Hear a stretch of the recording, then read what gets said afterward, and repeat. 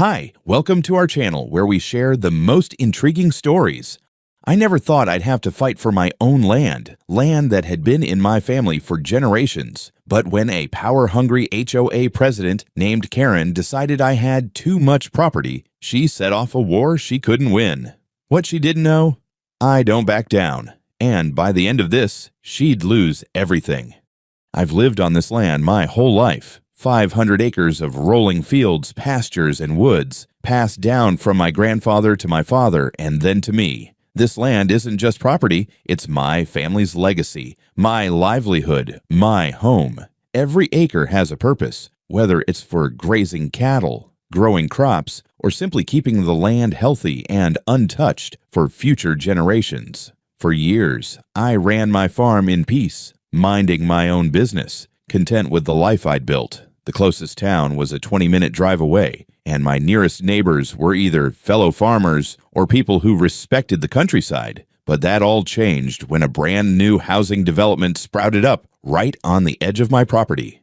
Sunrise Hill, they called it, a gated community filled with people who had never worked the land a day in their lives. They weren't bad folks, I suppose, but they saw nature as something to be curated, controlled, and landscaped to perfection. With the arrival of this new development came something I never thought I'd have to deal with: a homeowners association. These people had rules about everything: what color your house could be, how often you had to mow your lawn, even what kinds of flowers you could plant in your yard. At first, they left me alone. After all, I wasn't part of their little kingdom, and my land wasn't within their jurisdiction. But then came the invitations. At first, they were polite. Letters in my mailbox asking if I'd like to join the community. The HOA promised benefits, better security, access to their clubhouse, even discounts on maintenance services. I ignored them. My farm didn't need their clubhouse, and I wasn't about to pay fees for someone else to tell me how to run my land. Then, the visits started. At first, it was just 1 or 2 board members from the HOA stopping by, introducing themselves, making small talk, and then subtly bringing up the idea of me joining their association. I turned them down, always politely, but they kept coming back, each time with new benefits and reasons why I should be part of their organization. And then, one day, I met Karen Wilson. Karen wasn't just another HOA member, she was the new president. Tall, blonde, and radiating the kind of self-importance you could spot a mile away, she arrived on my land one sunny afternoon, stepping out of a spotless SUV with a bright, artificial smile plastered on her face. In one hand, she carried a pie. In the other, a folder, probably filled with all sorts of legal nonsense about how I could benefit from her rulebook. "John, it's so wonderful to finally meet you," she chirped, thrusting the pie into my hands as if we were old friends. "I've heard so much about your farm. It must be so much work maintaining all this land by yourself." I didn't bother correcting her. I had a few good ranch hands helping me out, but I already knew where this conversation was going. I'd seen her type before, the kind of person who smiled while they sized you up, figuring out how best to manipulate you. She wasted no time getting to the point. "John, I wanted to personally invite you to become part of our community. I know you've been hesitant, but I really think you'd find it beneficial. Just think. No more dealing with land maintenance all on your own. We have amazing landscapers who could help you keep things looking pristine." I stared at her. "Karen, this is a farm. I don't need landscapers, and I don't need the HOA telling me how to run my own land." Her smile faltered, but she recovered quickly.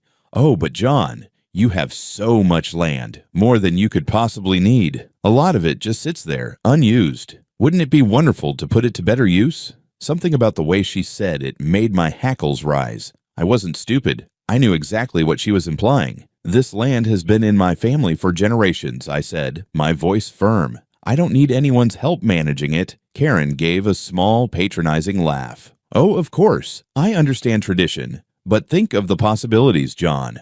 A park, maybe. Or a new recreational center. Something that benefits everyone." I stepped closer, lowering my voice. "Karen, let me make this clear. I'm not interested. My land is my land, and I don't need the HOA meddling in it." She hesitated for a second, her fake smile twitching. Then, just as quickly, she brightened again. "Well, I won't push, but just think about it, okay?" I didn't need to think about it. I already knew my answer. Karen left that day. still smiling, but something in her eyes told me she wasn't done with me yet. I had a bad feeling that this was just the beginning. At first, I thought that was the end of it. I had turned down Karen's offer, made it clear I wasn't interested, and expected her to move on. I was wrong. A week later, I got my first official violation notice. Yes, an actual printed notice, placed in an envelope with the HOA's fancy logo on it.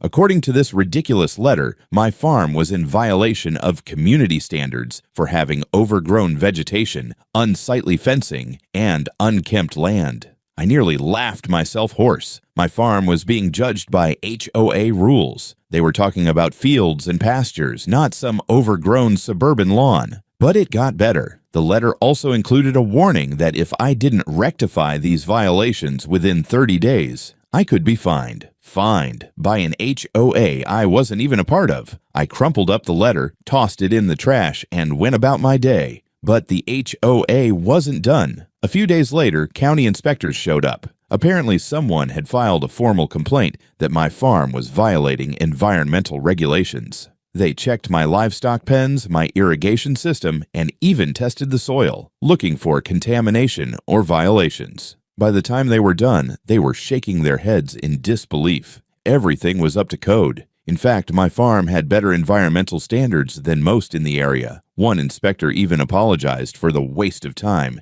and admitted they had been pressured by some very insistent people. Karen. It had to be Karen. Then came the real kicker. One morning, I got a call from one of my ranch hands telling me I needed to get to the entrance of my property immediately. When I arrived, I nearly blew a gasket. They had put up a damn gate, a shiny metal gate blocking the only public access road to my farm, and attached to it was a big HOA sign stating that this was now a private road for Sunrise Hill residents only. I stepped out of my truck, hands clenched into fists, heart pounding. My workers stood there, staring at the blockade in disbelief. I could see a few of Karen's lackeys, some HOA board members, standing off to the side, watching smugly, probably expecting me to back down and ask them nicely to let me through. They underestimated me. Without a word, I climbed into my tractor, the massive John Deere 8R, revved the engine, and drove straight through the damn gate. Bang! The metal crumpled like tin foil. I didn't stop, didn't slow down, just kept going until there was nothing left but twisted metal and a bunch of dumbfounded HOA members staring at me like I had just performed a magic trick. I hopped out, dusted off my hands, and looked at the stunned board members. This is my land, and this is a public road. Try that again, and I'll send the bill to your HOA. Karen wasn't there that day, but I knew she would hear about it. And I knew she wouldn't take it well. 2 days later, she retaliated. The next morning, I got another visit from county officials. This time, an official from the zoning board. Apparently, someone had filed yet another complaint, claiming my farm had illegal structures on it. I walked the inspector through my land, pointing out that every single barn, shed, and corral was built legally and had proper permits. Once again, Karen had failed, but she wasn't giving up. Over the next few weeks, I became public enemy #1 in Sunrise Hill. The HOA newsletter started printing articles about irresponsible land use. Residents started calling in noise complaints about my livestock. Some neighbors even tried dumping trash near my fences, but nothing compared to what came next. One of my ranch hands called me late one night, sounding panicked. "Boss, you need to come see this. It's bad." I jumped in my truck and sped down to the far side of my property where the woods bordered Sunrise Hill. What I saw made my blood boil. Dozens of trees had been cut down, huge, old oaks and maples, gone. The land had been cleared as if someone was preparing to build something. I stormed through the wreckage, pushing past fallen branches and fresh dirt. And that's when I saw it, a wooden stake hammered into the ground, with a sign that read, "Future site of Sunrise Hill Community Park." I stood there, heart pounding, fists clenched so tight my knuckles turned white. Karen wasn't just trying to bully me into submission anymore, she was trying to take my land.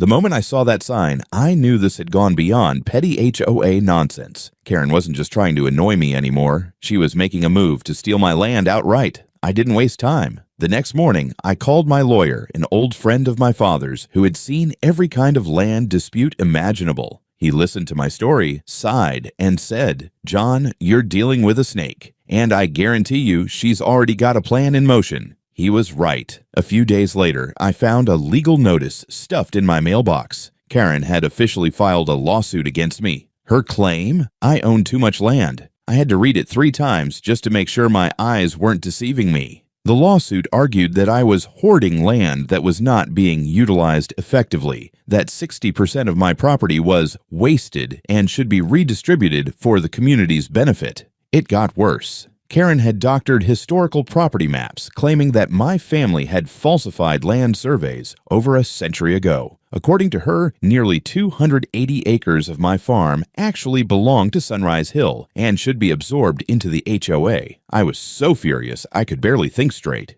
This woman, this entitled, manipulative, power-hungry lunatic, was trying to use legal loopholes to steal my family's legacy right out from under me. I needed to talk to her. I marched straight to her pristine, picture-perfect house in Sunrise Hill, stomped up to her front door, and pounded on it so hard I saw the curtains twitch. Karen opened the door with a sickeningly smug smile. "Oh, John, what a surprise. I was just about to have some tea. Care to join me?"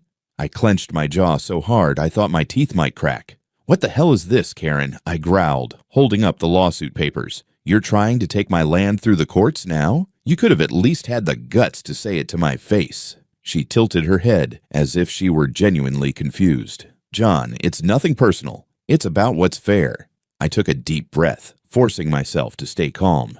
"Karen, I'm giving you one chance to drop this. Let's talk like adults. I don't want to drag this into court, but if you push me, I will fight you tooth and nail." She actually laughed. "Oh, John, that's so sweet, but this is bigger than you. The land needs to be used for the good of the community, not just hoarded by one stubborn farmer." I took a step forward, lowering my voice. "This isn't about the community. This is about you trying to take something that doesn't belong to you. You've been harassing me for months, and now you're pulling this stunt. If you go through with this, you'll regret it." Her smug grin widened. "We'll see about that. I'll see you in court, John." And with that, she shut the door in my face. I stood there for a long moment, my hands clenched into fists. Fine. If she wanted a war, she was about to get one. I called my lawyer that night and told him to go all in. We hired surveyors to reconfirm every single boundary of my land. We went through old county records, dug up every deed, every transaction, everything that would prove that my land had been rightfully owned for generations. And then we found something interesting. During the survey, one of my guys came back to me, looking a little baffled. "Boss, we found something weird." He handed me a folder. Inside were aerial images of a large hidden structure deep in my woods. A house, a huge house, with a pool and a private drive. And according to the legal records, it was sitting on my land. I stared at the images in disbelief. Karen had built a secret mansion on my land, and now she was trying to claim that I had stolen it from her. I laughed so hard I nearly cried. She had just buried herself. I stood there, staring at the aerial images of that massive hidden estate, my mind struggling to process the sheer audacity of what I was seeing. Karen, the same Karen who had the nerve to take me to court for owning too much land, had built herself a damn luxury getaway on my property, and she thought she could get away with it. My surveyor shifted uncomfortably, waiting for me to say something. "You sure about this?" I finally asked, flipping through the documents again. 100%, he confirmed. "The house is sitting right inside your property line. No permits, no records of a sale, nothing." I felt a slow grin creep across my face. "Oh, Karen," I muttered, shaking my head. "You really did it this time." I wasted no time. I sent my lawyer everything, the aerial footage, the legal property lines, and the undeniable proof that Karen had illegally built her private oasis on land she didn't own. The next morning, I drove out there myself. The place was hidden deep within a dense tree line, far away from any roads or walking paths, like she had tried to keep it a secret. But there it was, a massive, pristine, white stucco mansion with a blue-tiled infinity pool. The kind of house that looked like it belonged in Beverly Hills, not tucked away in the woods of a stolen property. I saw landscapers tending to the garden. A sleek black Mercedes was parked in the driveway. This wasn't just a vacation home. This was a full-time, functioning residence. And Karen had the audacity to sue me? I let out a slow breath, shaking my head. She had no idea what was coming. The courtroom was packed. Neighbors, reporters, even a few county officials. Everyone wanted to see what would happen when the arrogant queen of the HOA finally had to answer for her actions. I sat at the defendant's table, calm, composed, but boiling inside. Across from me, Karen was perched at her table like she had already won. She wore a pristine cream-colored suit, her blonde bob perfectly styled, her lips curled into that insufferable, smug smile. She really thought she had me. The judge, a no-nonsense man in his 60s, entered, and the bailiff called the court to order. Karen's lawyer stood first, launching into his self-righteous monologue. Your Honor, today we seek justice for the residents of Sunrise Hill. My client, Ms. Wilson, has presented substantial evidence proving that Mr. Reeves has been unlawfully hoarding vast amounts of land, much of which was never legally his to begin with. This land could serve the community, and we request that the court rectify these unjust landholdings. I could practically hear the gasps from the audience. Unjust landholdings. My blood boiled, but I kept my expression neutral. Then it was my lawyer's turn. He stood, adjusted his tie, and absolutely tore into them. Your Honor, my client has lived on this land for generations. Every inch of his property is legally documented, surveyed, and accounted for. But Ms. Wilson, he paused, flipping through his folder for dramatic effect before looking up, has failed to mention one crucial detail. He walked over to the evidence table and tapped the stack of aerial photos. This estate, Your Honor, does not belong to Ms. Wilson. It sits entirely on Mr. Reeves's land, and she built it without permits, without legal ownership, and without even notifying county authorities. In other words, he turned and looked Karen directly in the eye. Ms. Wilson is accusing my client of stealing land while she herself has been illegally squatting on it for over a year. The courtroom went dead silent. Karen's face went from smug superiority to pure horror in half a second. That's absurd, she stammered, turning to her lawyer, who looked like he wanted to sink into his chair. My lawyer didn't stop. Not only is Ms. Wilson's lawsuit baseless, but she also knowingly falsified documents in an attempt to claim ownership of Mr. Reeves' property. And, let's not forget, he picked up another folder, flipping it open. The trees she had illegally cut down. Damages estimated at over $1.5 million. Karen's hands were trembling now. I had no idea. There must be a mistake. The judge wasn't buying it. He turned to her, eyes ice cold. Ms. Wilson, do you deny that this house is yours? Karen's mouth opened and closed, but no words came out. Then the judge turned back to my lawyer. You're certain that these property records are accurate? My lawyer nodded. Beyond a doubt, Your Honor.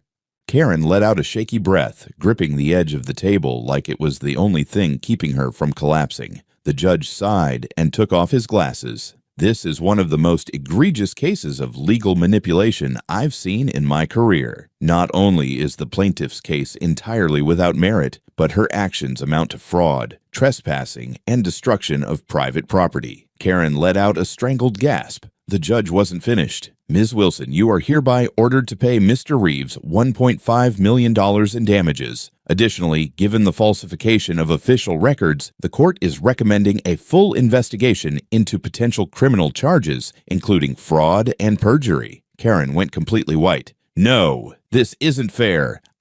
Enough, Ms. Wilson. The judge's voice was final. Court is adjourned. I sat back in my chair as Karen slumped forward, burying her face in her hands. She had walked into this courtroom expecting to take my land. Instead, she had lost everything. As the judge's gavel struck the desk, the courtroom erupted into murmurs. Reporters scribbled furiously. Neighbors exchanged stunned glances. And Karen looked like her entire world had just imploded. She sat frozen, staring blankly at the desk in front of her, her perfectly styled hair now slightly disheveled. Her breath was shaky, her hands trembling as she gripped the edge of the table. The smug, all-knowing queen of the HOA had just been obliterated in court, and she knew it. I stood up, stretching my arms, relishing the feeling of victory. I had offered her a chance, a peaceful way out. I had knocked on her door, asked her to talk this through like adults, but she was the one who shut that door in my face. She was the one who dragged me to court, humiliated herself, and lost everything.